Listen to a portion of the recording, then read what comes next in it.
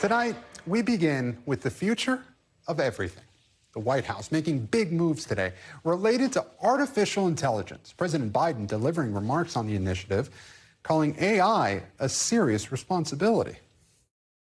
We must be clear-eyed and vigilant about the threats emerging from emerging technologies that can pose, don't have to, but can pose to our democracy and our values. I'm going to continue to take executive action to help America lead the way toward responsible innovation. And we're going to work with both parties to develop appropriate legislation and regulation. The president's remarks came after he met with executives from 7 leading AI companies who all announced voluntary safeguards on the technology's development. Google, Amazon, Meta, Microsoft, OpenAI, some of the big names on the list here. And some of the measures include security testing before the public release of AI products, adding a watermark on AI products so users can spot the difference, and information sharing across the industry. We'll get into whether these guardrails are enough in just a moment. But first, NBC's senior White House correspondent Kelly O'Donnell has the latest. Good evening, Gabe. These 7 companies and top executives who met with the president today are voluntarily agreeing to some new rules of the road when it comes to the wild frontier of artificial intelligence. The White House thinks this is a positive first step, and these industry leaders are certainly on board. And they are agreeing to do some things that are intended to make technology better, more transparent, safer, and also some things that could help consumers who encounter AI in the future better understand what they're dealing with. Some of that will include things like sharing their research, funding research to understand how bias can be a part of when disinformation meets artificial intelligence. Also having outside experts look at their technology, their systems, to make sure that it is understood what they're doing. And on that consumer level, having things like a digital watermark, so people encountering images or video can be told by virtue of that symbol that this is artificial intelligence and not the real thing. Now, there are limitations to all of this. This is just a starting point. Certainly, the White House says it is formulating an executive order. We don't know the details about what that would include, but part of that is putting these sort of ideas into firmer practice and looking for other ways to address some of the competitive concerns like China and its work on AI. These companies that came here today are certainly competitors with each other. They're all trying to get advantage in the marketplace, but they're willing to work together on this because of all the uncertainty and all the potential that is artificial intelligence. We also expect that the White House will push for what they hope will be bipartisan legislation to also set some regulations into this new area where what we understand about the world around us can be affected by these new tools and the artwork and the voices that can be created and all that is artificial intelligence. A lot of potential, the president says, but also room for some concerning side effects of AI. Gabe? Kelly O'Donnell for us at the White House. Kelly, thank you. So let's break down these new announcements with futurist and founder of Way, Sinead Boville. And thank you so much for joining us here on Stay Tuned. We really appreciate it. So as we said in the introduction, this is the future of everything. This is a big deal. And, we're already starting to see, AI play out with the writers and actors strikes over in California. So is this White House announcement too little too late, or does it come at the right time? I think at this point, we only really have the present. So I'm glad that we're at least doing something from here on in. But to be honest, in 2019, a company called OpenAI, they weren't as popular at the time or as well known, they made an announcement that they had developed a system called GPT-2, but it was too risky, too not safe to release to the public. And now here we are 3 years later. It's 2019. Right. So, yeah, it's been a while. Almost 4 years. So, I'm glad we're moving now, but we do have to look for the signals and data a little sooner. And so why do you think it's taken this long? Because Europe has moved a little more quickly when it comes to regulation. Has the U.S. dragged its feet here? I think it's the fine balance between innovation and safeguarding artificial intelligence systems. Yes, Europe has been a first mover in laying frameworks for regulation, but they're also experiencing a lot of pushback from industry. So I think in the U.S., they're trying to move a little bit more carefully, balance innovation, encourage AI to be deployed in the areas that we want it to, but at the same time, trying to do things safely and trying to assess these guardrails correctly. So speaking of those guardrails, talking about some of the things that's being discussed, you have the watermark trademark, security testing. How important are these potential changes? I think they're all really important. In fact, the one that stood out to me was not just about safety, but allowing a third party to validate the safety of these systems before they get deployed.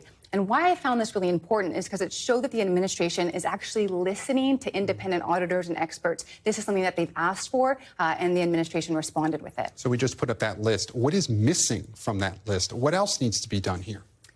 At the end of the day, this list is just a voluntary commitment. And when you think about it, most of these companies have a fiduciary duty to shareholders in Wall Street, not necessarily to the public. So while this is a really good start, I'd say it's the preliminary architecture for guardrails. We do need to see these more legally binding contracts if we really want to feel safe with these commitments. And that's part of the challenge here, right? Legally binding. Can the U.S. do this alone? Does this need to be some sort of global framework? Obviously very difficult legally going across continents, but does the world need to figure this out in a more cohesive way, or can it be left up to individual countries? No, artificial intelligence, software in general, but especially AI, it really has no borders. And I think we heard the administration today say that this is actually it is actually an international framework. G7 partners and allies are also involved. It's been shared with them as well. So I think the more countries we have on board agreeing to a set of safety standards, to a set of guardrails, the better off we are. Of course, it doesn't prevent adversaries, lone actors from acting in kind of their own interest. But I think an international framework is a really important step. Sinead, thank you so much for helping us break down the future of everything. We really appreciate you here on Stay Tuned. Thanks for having me. All right. Well, we have exclusive new NBC News reporting on the Republican efforts to retake the White House. Florida Governor and presidential candidate Ron DeSantis is planning a campaign reboot. The idea is to pivot from big speeches and events and hold more small gatherings to connect with voters. But will it be enough for him to overtake former President Trump, who is leading the Republican race to the nomination? Tonight, Florida Governor Ron DeSantis on the trail in Utah as his presidential campaign plans a reboot. We need to win this battle. Campaign officials exclusively tell NBC News the new aim would be to run more as an insurgent candidate rather than an incumbent governor and focus on leaner, more intimate events. Campaign filings have shown the DeSantis team is burning through cash and has tapped out top donors. It's also fired about a dozen staffers, leading to questions about whether his team hired too many people too quickly. No, look, I think at the end of the day, when you start, there's certain investments that you make. The governor is still doubling down on culture wars, launching a state inquiry into Bud Light's parent company, which Florida's pension fund had invested in. Bud Light has faced conservative backlash for briefly partnering with a transgender social media influencer. When you start pursuing a political agenda at the expense of your shareholders, that's not just impacting very wealthy people, it impacts hardworking people. Bud Light's parent company now says it takes its responsibility to our shareholders seriously. Meanwhile, in Florida today, Vice President Kamala Harris slammed the DeSantis administration over new African-American history teaching standards that require middle school students learn how slaves developed skills, which in some instances could be applied for their personal benefit. They insult us in an attempt to gaslight us, and we will not have it. Florida's Board of Education called the changes factual and well-documented, while DeSantis is accusing Democrats of having an agenda of indoctrinating students. Remember Michael Cohen? He was former President Trump's longtime fixer, who later testified in Congress that Mr. Trump directed him to violate campaign finance laws. Today, he agreed to settle his lawsuit with the Trump organization. Details are not clear, but Cohen was seeking $1.3 million in legal fees. And in other news surrounding the former president, the case surrounding his alleged handling of classified documents now has a start date, May 20th, 2024 in Florida. NBC's Garrett Hake covers the Trump campaign, and he has the latest.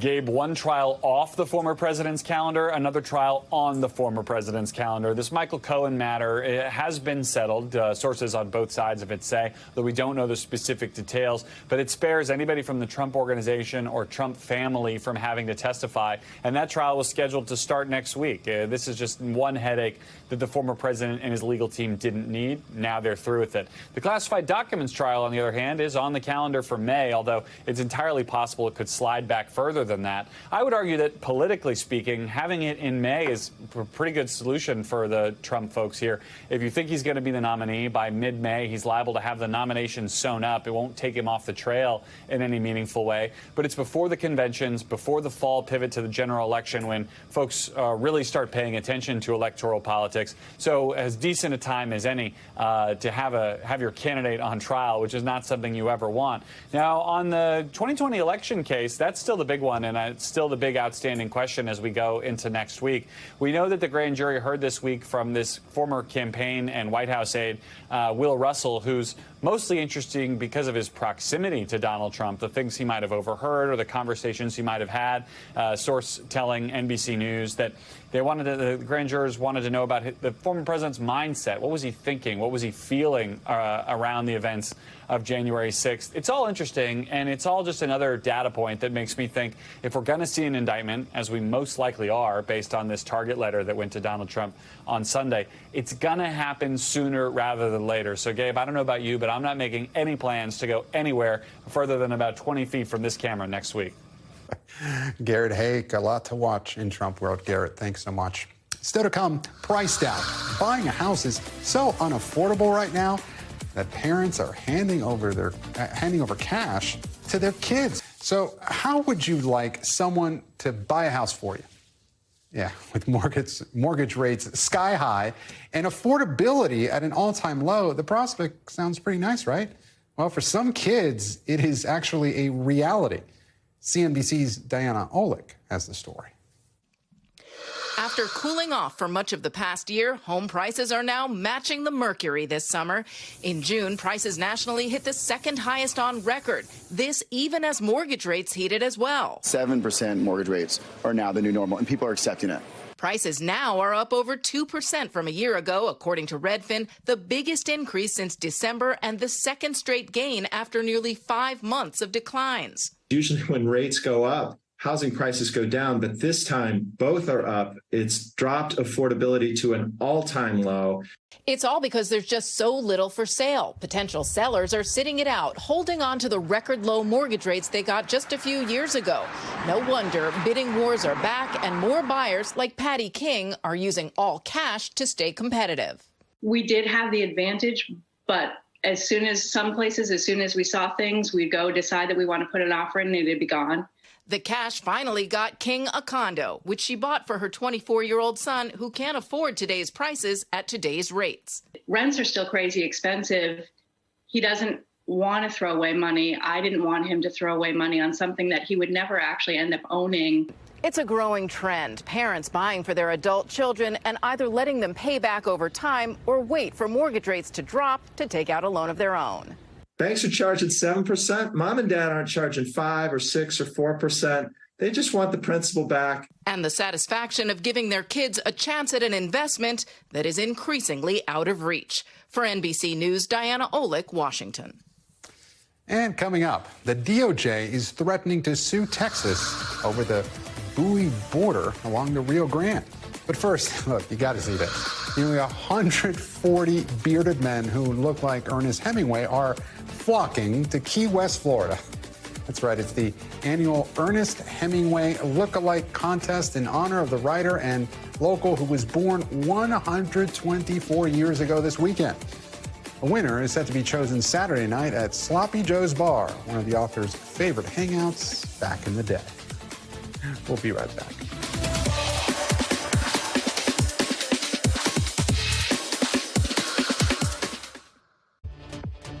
And welcome back. Let's get you caught up in 30 seconds. President Biden met with tech leaders at the White House today to talk AI.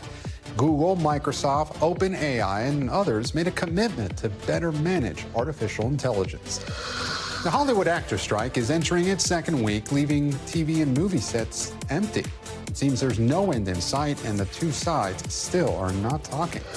And tributes are pouring in today, remembering the legendary Tony Bennett. The 19-time Grammy winner died in New York today. He was 96 years old. Texas has placed buoys in the Rio Grande to prevent migrants from crossing, and now the federal government is threatening to sue because of it. NBC News has obtained a letter sent to both Texas Governor Greg Abbott and the state's interim attorney general, in which the Justice Department calls for the construction of those buoys to be illegal. Today in a tweet, Governor Abbott says Texas is the, quote, sovereign authority to defend its border. NBC News correspondent Priscilla Thompson joins us now from Texas. And Priscilla, I know you've reported on these buoys. You've seen them firsthand. So what's the federal government's legal rationale here? Yeah, Gabe, so the Department of Justice is saying that the state of Texas did not have authorization from the U.S. Army Corps of Engineers to place those buoys into the water, and they are saying that they are in violation of the Rivers and Harbors Act. And what they say in this letter that they sent to Governor Greg Abbott on Thursday is that this floating barrier poses a risk to navigation as well as public safety in the Rio Grande River, and it presents humanitarian concerns. And that last piece is something that we have heard from advocates for migrants who believe that folks may try to swim under those buoys and that could lead to more drownings and potentially more deaths along that river. And so a lot of concern about that. But as you mentioned, Texas Governor Greg Abbott firing back at the DOJ on Twitter today, saying Texas has the sovereign right to defend our border, and he's not backing down. He posted a whole tweet thread really criticizing President Biden for not doing enough on the issue of illegal immigration and going on to say, we will see you in court, Mr. President. And now the DOJ is giving Governor Abbott until Monday to respond to their letter and to begin removing those buoys from the water, or they say they will sue. Gabe? Yeah, Priscilla, no shortage of controversy at the border. And Priscilla, also, a lot's happened this week, including allegations that Texas state troopers were told to push people into the Rio Grande and deny them water. So how is the federal government responding to that story? Yeah, really horrific allegations there. And the DOJ says that they are aware of those allegations and they're looking into them. But all of this stemmed from an email from a state trooper that was made public, in which that trooper described, as you mentioned, being given a directive to push adults and children back into the water as they were trying to come up the embankment.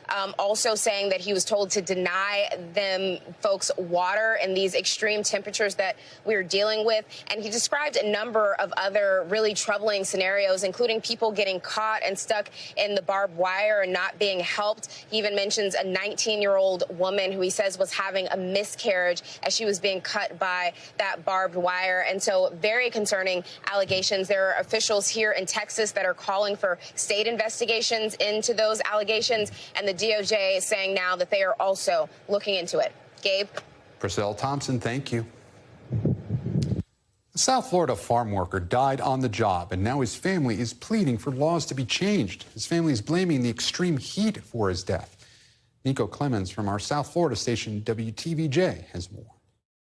He must have been scared. He came to America to chase his dream. He must have wanted to continue working, and unfortunately we lost him because of that. Efrain Garcia was 30 years old. Originally from Guatemala, he was a farm worker in Homestead. His family says one of Garcia's co-workers told them he was working earlier this month when he started to feel sick. They told Garcia to rest, but when co-workers found him later on, he was dead. Although the medical examiner has not determined his cause of death, his family believes the extreme heat killed him. They're now pushing for legislation to protect outdoor workers in the hot temperatures. Although they did tell him that he could go home and that he could rest, whenever you're a farm worker, you don't feel like you can take the privilege of going home and missing out of that day's work and not having that money coming in for that day. On Tuesday, the Miami-Dade County Commission unanimously passed the first reading of an ordinance to create a heat standard for outdoor workers. It would require certain employers to have an approved mandatory heat exposure safety program, access to water on the job, and breaks in the shade. The county could also enforce penalties if employers violate the ordinance. We're just asking, four basic things: water, shade, breaks, and to have a buddy system in case the other companion does not feel well. Advocates for worker justice and well-being are asking employers to get educated on heat stress and to also educate their employees. We are talking about human rights here, and they deserve better. But they say it starts with the right decision-making and right laws in place.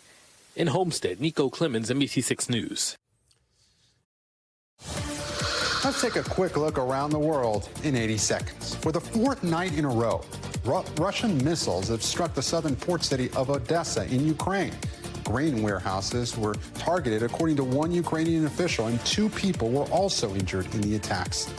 Russian President Vladimir Putin has to sit this one out. Turns out he will not be attending an economic summit next month with some of the world's developing economies in South Africa because it could lead to his arrest. In March, the International Criminal Court issued an arrest warrant for Putin for alleged war crimes committed against Ukraine, and South Africa remains a signatory to the International Criminal Court. In Kenya, a doomsday cult has claimed the lives of more than 400 people as more bodies continue to be exhumed. To believe the victims were ordered by a pastor to fast to death so that they could meet Jesus. That pastor, along with 36 others, is in police custody for the alleged crimes. No one has yet been charged. In the UK, 3 parliament seats were up for grabs in an election today, and the Prime Minister's Conservative Party lost 2 of them. They won that 3rd seat, though, and something the Prime Minister said spells hope for the future. No one expected us to win here, but Steve's victory demonstrates that when confronted with the actual reality of the Labour Party, when there's an actual choice on a matter of substance at stake, people vote Conservative. The message I take away is that we've got to double down, stick to our plan and deliver for people. As yet another heat wave scorches Greece, wildfires are still burning west of Athens for a 5th day. Firefighters are struggling to contain the blaze and have even called in reinforcements from other countries, including France and Italy. NBC's Josh Letterman is in Athens with the latest. Josh.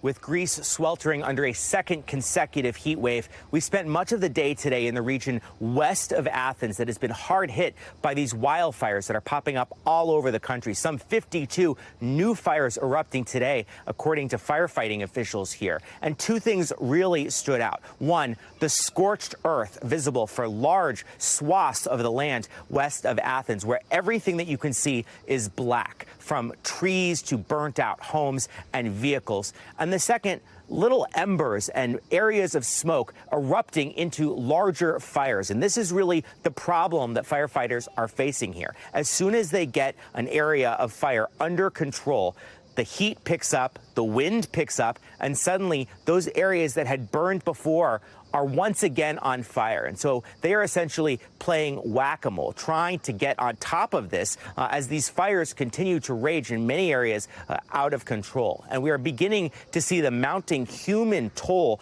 of this massive heat wave, both here in Greece and throughout Europe. Today, we learned about a delivery driver here in Greece who went to the hospital with symptoms of heat stroke. He then, according to doctors, experienced multiple strokes in the hospital and died. And the fear is that that may just be the start of the massive toll that this heat is taking on people here, some of whom don't have air conditioning, don't have access to mitigation measures to try to stay out of the heat. And in other countries, we are seeing deaths too, including in Spain, as well as 6 people in the Balkans who are now reported to be dead after a severe storm that was made worse by several consecutive days of extreme heat. Josh Letterman for us in Athens. Josh, thank you. Director Danny Boyle made the term Trainspotting well known with his 1996 comedy starring Ewan McGregor. But these days, a young British man is bringing his love of Trainspotting to millions on social media and even getting the attention of the Prince and Princess of Wales. NBC's Keir Simmons has more. One look at Francis Bourgeois' social media accounts, and you can see he likes trains. Please honk! Yes! Actually, he's loved them all his life. This platform here was where, from age 0 to age 6, I absorbed the surrounding sounds and sights and formed my passion, basically, for the railway. A passion that still hasn't reached the end of the line. Oh, brilliant! There goes one now. Yeah. Does that get you excited when you see that? If I close my eyes, I could listen to it and I could tell you what it is. Are you serious? Yeah. It's kind of the same as, you know, a trained musician. If you say, oh, what's this sound? Oh, it's a flute. Or what's this sound? Oh, it's a sax. obsession with trains is quintessentially British. Britain was the first country to produce a train. Many Brits grew up with a cartoon called Thomas the Tank Engine and children's movies like The Railway Children. It was like a great dragon tearing by. 23-year-old Francis Bourgeois is known in the UK as a train spotter. He even uses a head-mounted camera to record his emotions, especially to trains that signal him as they pass. For me, it's about the feeling that it gives me. I'm looking for a fix. I'm looking for that exhilaration. He's even been train spotting with Joe Jonas. Oh, what? Whoa! And met William and Kate. I was sitting down and I went, hi. And then Kate thought I went, hi, as in like go shake her hand. I broke so many protocols. And as we filmed, his fans wanted their own pictures.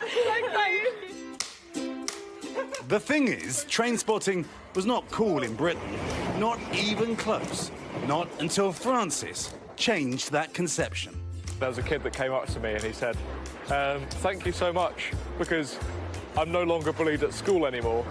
And he looked at me and he went, and I looked at him and I started crying and I gave him a hug. And I looked around and other people on the train were crying. You know, in a way, I've kind of helped my younger self, you know? Together, we went train spotting. Oh, look, what's that? That's a Class 08 shunter with a 92. That's really nice. Train spotting actually takes a lot of commitment. I've done sort of 14, 16 hours before. For a day? Yeah. Wow. Because you often have to wait for the train you want to see. And wait. And wait. But finally, we were ready for a unique experience, wearing Francis's trademark 360 head cameras. Am I allowed to say I feel a little bit silly? Well, yeah. Turns out train spotting has some pretty strict rules. Yeah. Only wave with one hand and not too much. Just like a hello, like that. And that it's a roller coaster of emotion. All right, here it comes. Oh, it's properly going for it. Really? Cheers!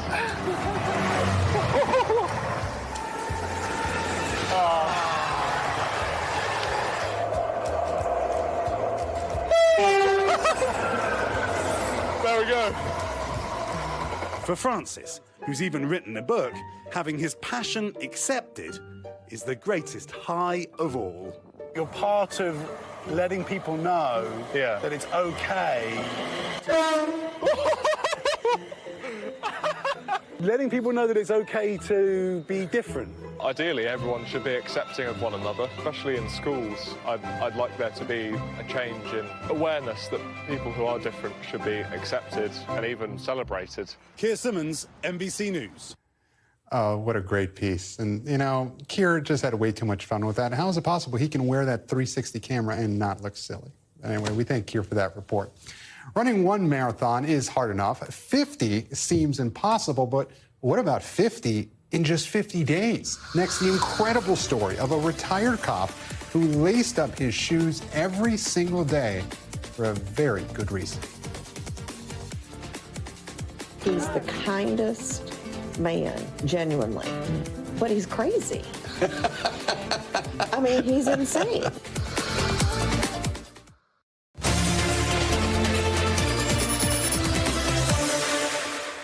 Today marks 1 year since a Rochester police officer died in the line of duty. And one of his former colleagues has found a very special way to honor his memory. Here's Harry Smith. Maybe you heard about this a few weeks back. A retired Rochester, New York police officer running 50 marathons in 50 days through 8 states. Brett Soborowski told us he ran to raise money for the family of and to bring honor to fallen comrade Tony Mazurkowicz. I just knew I wanted to do something. I wanted somehow to make a difference and show his family and to honor his sacrifice. Brett hoped to run into the city with a cohort of 500. Almost 1,000 showed up. A touching tribute, no question. A moving moment. But what of the slain officer? What was his story? The consensus is he was a little crazy. for dating because he's younger than I am. And he was 24. Well, he must have been a force he could not resist. Lynn had 2 kids when she and Tony married. Then they had 2 more. How proud were you to be married to a police officer? I was proud to be married to him. It didn't matter what he did. He was amazing. Described by all as a super dad, Maz, as everyone called him, cared for his grandkids every Tuesday. He had Papa Tuesdays. I got yelled at last week by one of them because I can't cut waffles like Papa did. A super dad and an exemplary cop. Citations and awards filled his record, 29 years on the job. Rochester Police Force members Kenny Caniglio, Kelly Lusk, and Michael DiPaola filled us in. Tony's a cop's cop. As far as accolades go for policemen, there's no higher accolade than to call somebody a cop's cop. And that's Tony all day long. Yeah, you 100% want to be around him. Made you a better cop, made you a better person. He was a rock in the unit, a mentor, a leader, and he was hilarious. He absolutely was, yes. Hands down, the funniest person you'd ever meet. How much do you miss this guy? A ton. Tremendously. At least one male approached the officers and opened fire on them. Maz had for years been part of the Rochester Police Tactical Unit. Difficult, dangerous work. Yet Lynn was certain Maz would always make it home. It never, ever, ever occurred to me he wouldn't come home. Did you have a sign about that someplace? Yes. What'd the sign say? I'll see you in the morning. It was on the door. Or on the wall right there. Does it seem real? No, not a minute. I still wait for him. It seems like it's been forever, and it's almost a year. No, it doesn't seem real because we still wait for him. I haven't moved his slippers or his backpack, and I probably never will. That run into the city, all those marathons, Brett Soborowski raised over $100,000. He's the kindest man, genuinely, but he's crazy. I mean, he's insane. Nobody does that. 50 marathons. Yeah. He's insane. The money raised, the continuing compassion and companionship of her husband's fellow officers, well, it's all helped Lynn a lot. What do you want people to know about Tony? I wanted them to remember his name. I want them to know that police officers are so much more than the uniform they wear. Their wives, their husbands, their sisters, their daughters, their sons, their fathers, their papas. They're not just the uniform. Harry Smith, NBC News. So much more than the uniform they wear. We thank Harry Smith for that. And because it's Friday, let's send you off into the weekend with a healthy dose of cute animal content. Here are your 60 seconds of joy. First, meet Abrazo, the Galapagos tortoise, who calls the Philadelphia Zoo home and clearly loves watermelon. Just look at him chomp away on that juicy slice. And this is probably the cutest burglar I've ever seen, affectionately dubbed Bambi. This baby deer broke into a house in Indiana, and police arrived to find a small basement window shattered. And when they made it inside, there was their suspect, frozen like a deer in headlights, if you will. Then, after a failed attempt to flee the scene, police finally wrangled her in a blanket and safely released her outside. Guess the little fawn is getting off with a warning this time. Hopefully she can find Mama.